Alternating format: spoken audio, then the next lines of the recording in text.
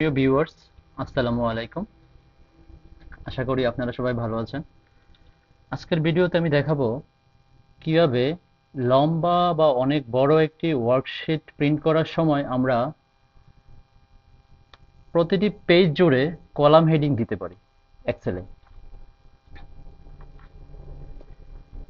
যেমন আমার এখানে একটি মোটামুটি লম্বা একটি বা বড় একটি ওয়ার্কশিট আছে এক্সেলের। আমি যদি এটার প্রিন্ট প্রিভিউটা দেখি, কন্ট্রোল পি চাপতে গেলে আমি দেখতে পাচ্ছি এখানে মাত্র ২টি পেজ আছে এবং ২টি পেজের প্রথম পেজ জুড়ে কলাম হেডিং দেওয়া আছে। কলাম হেডিংটা আছে, কিন্তু আমি যদি ২ নাম্বার পেজে স্ক্রল করে যাই, দেখব যে এখানে আমার কলাম হেডিংটা নাই। এবং কলাম হেডিং না থাকার কারণে আমি বুঝতে পারতেছি না এটা এটার এগেইনস্টে কলামটাতে কি আছে বা এটা কিসের ভ্যালু, কিসের মার্কস, আমি বুঝতে পারতেছি না।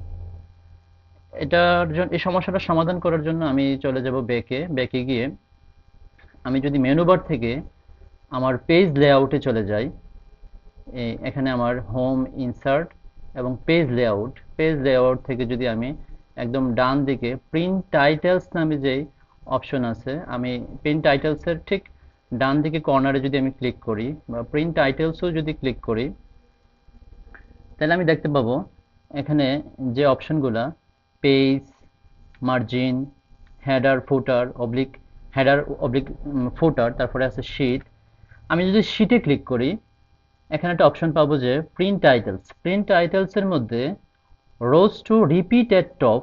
আমি যদি এখানে ক্লিক করে যদি আমার কোন রোটা আমি প্রতিটা আমার পেজের উপরে দেখতে চাই বা টপে আমি রিপিট হিসাবে দেখতে চাই, এর জন্য আমি ক্লিক করার পরে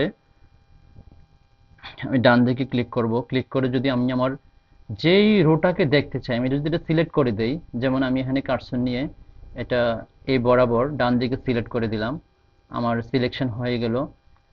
সিলেকশনের অনুযায়ী আমার প্রতিটা পেজ জুড়ে ১ নাম্বার যে রোটা আছে এটা আমাকে রিপিট আকারে দেখাবে। তারপরে আমি আমার মোটামুটি এখানেই কাজ শেষ।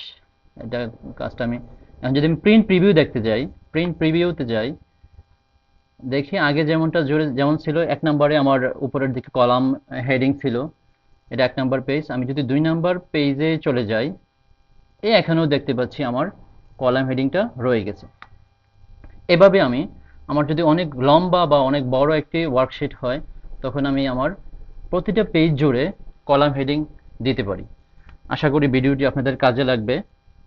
ধন্যবাদ সবাইকে।